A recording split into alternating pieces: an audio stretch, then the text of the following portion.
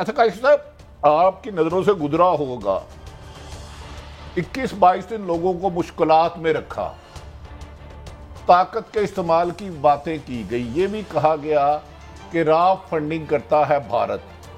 کل معاہدہ ہو گیا اور پاکستان ایک بہت بڑی خون ریزی سے بچ گیا، اس میں سینکڑوں شہادتوں کا خدشہ تھا.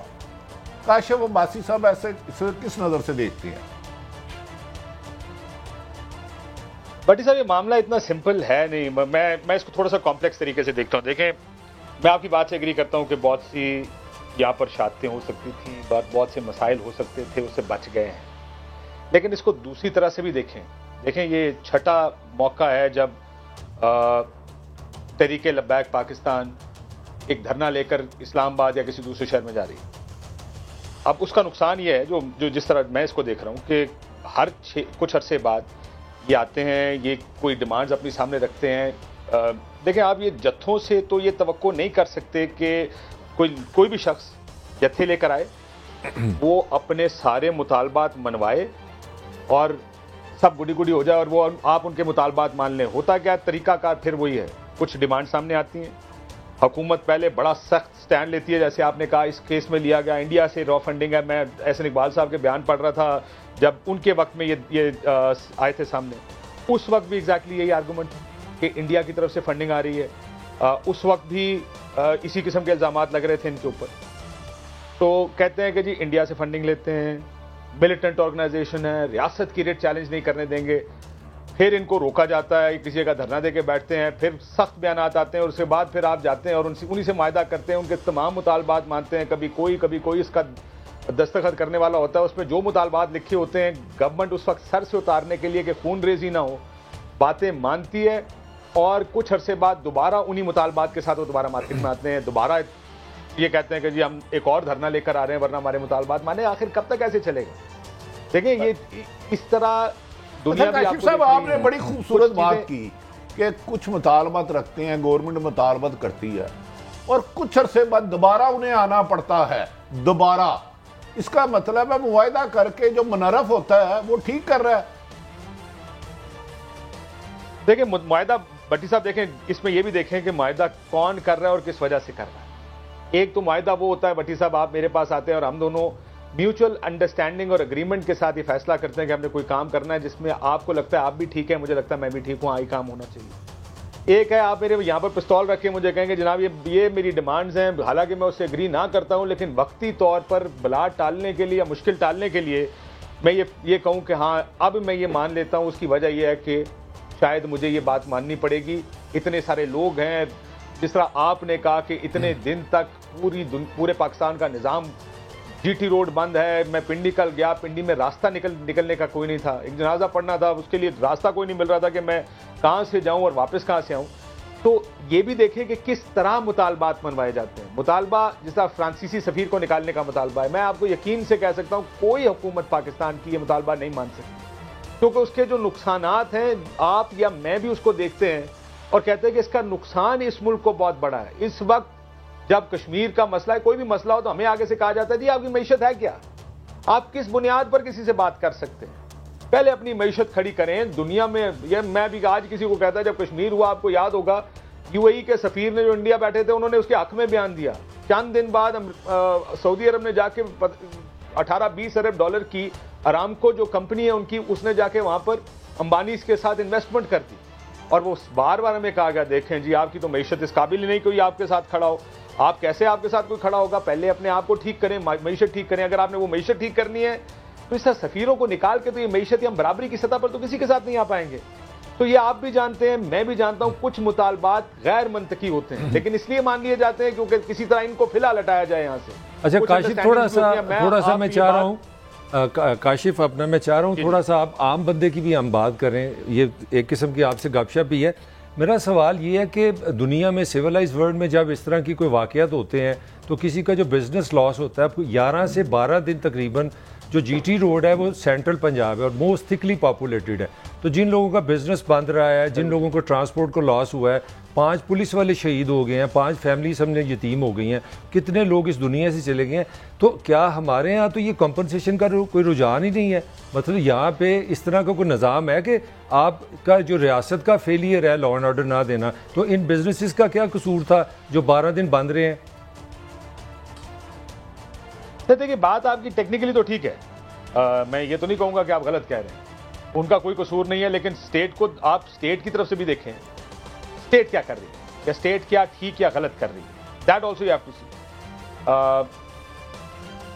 اسٹیٹ کے پاس اب کدھر جائیں گے؟ میں تو صرف اس طرح دیکھ رہا ہوں کہ مسلم لیگ نون کا دور اٹھا لیں یا آج کا دور اٹھا لیں, آپ دونوں ادوار کو دیکھیں کیسے ریاست جائے گی اور ان کو کہے گی ہاں جی وہ آ گئے تھے, ہم ان کو کنٹرول نہیں کر سکے, آپ یہ پکڑیں پیسے, آپ کی کمپنسیشن یہ ہے. لیکن اس کو پرماننٹ حل کرنا پڑے گا ان چیزوں کا. میرا خیال ہے یہ بڑا مشکل ہے پاکستان جیسے ملک میں کہ آپ ان کے پاس جائیں اور ان کو کہیں کہ جناب یہ آپ کی جو خرابیاں تھیں ہم اس کا ازالہ کر رہے ہیں. چلیں کیا حال کیا آپ دیکھتے ہیں پرماننٹ؟ چلیں لیٹس ٹاک لائک دیٹ. اگر ہم تو ایک جرنلسٹ مائنڈ کے لوگ ہیں نا, ہم کوئی حکومت تو نہیں ہے, آپ کیا سجیسٹ کرتے ہیں کہ پرماننٹ حل کیا ہے؟ اس ہر 6 بار تو ہم دھرنا کر چکے ہیں, پرماننٹ حل کیا ہے آپ کے نزدیک؟ سر پرماننٹ حل تو ان ساروں کو بٹھا کے بات کرنی پڑے گی. دیکھیں اگر آپ یہ کہیں گے کہ اس کا کوئی لاجیکل حل ہے, لاجیکل حل تو نہیں ہے کسی کو, اور لاجیکل اس لیے نہیں ہے کہ جو دوسری سائڈ ہے, میں معافی چاہتا ہوں بڑی معذرت کے ساتھ, مجھے اس میں لاجک نظر نہیں آ رہی. دیکھیں لاجک ہوتی ہے نا ایک, آپ کو جو بھی آپ لاجک دیکھتے ہیں اور آپ کہتے ہیں ہاں یہ بات میں مجھے لاجک نظر آ رہی ہے, میں اس کے ساتھ لاجیکلی بحث کر, منطقی طریقے سے کوئی بحث ہو سکتی ہے ان کے ساتھ. مجھے نہیں لگتا تحریک لبیک کے ساتھ منطقی بحث ہو سکتی ہے, کیونکہ جب آپ کو مفتی صاحب کا بات سنا تو آپ نے بڑی اچھی گفتگو کی, آج آپ سے بات کرنے کا مزہ آئے گا, آپ کا موڈ خوشگوار ہے. ذرا تراب سے سنائے تو مفتی منیب سر ہمارے ہیں.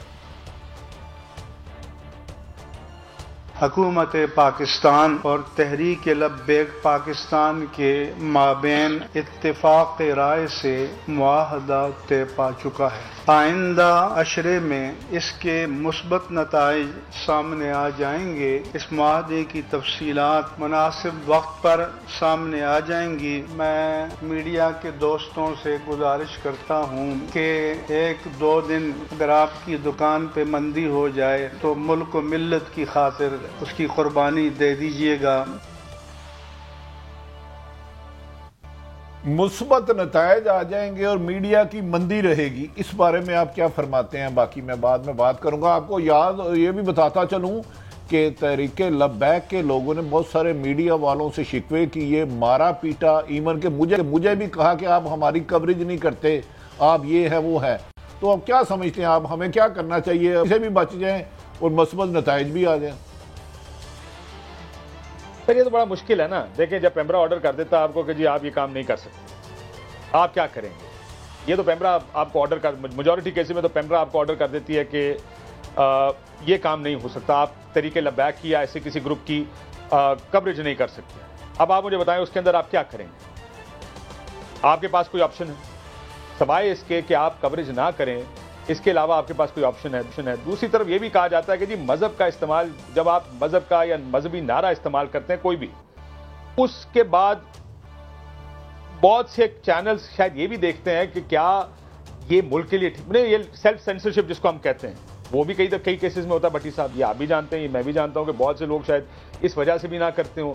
لیکن ایشو ہے, نیوز کو کور تو ہونا چاہیے, کسی بھی اینگل سے کور ہو. میں تو یہ سینسرشپ کے تو سخت خلاف ہوں کہ سینسرشپ نہیں ہونے چاہیے کسی صورت بھی. لیکن اب ہے, اب کیا کریں, یہاں سے تو اوپر سے سرکار آرڈر کر دیتی ہے کہ جناب یہ کام آپ نہیں کر سکتے. اچھا کاشف صاحب میں اب آ جاتا ہوں آپ کے ساتھ ہلکی پھلکی تھوڑی سی بات کرنے. ایک آپ نے فرمایا جتھوں کو حق نہیں دیا جا سکتا. جتھوں, ایک جتھا 2014 میں بھی چلا تھا جس نے تاریخ کا سب سے 126 دن روڈ بلاک رکھا, ہمیں آیتیں سناتے ہیں. دوسری طرف آپ نے فرمایا گن پوائنٹ پر فیصلہ مان لے. تو یہ کیسی حکومت ہے؟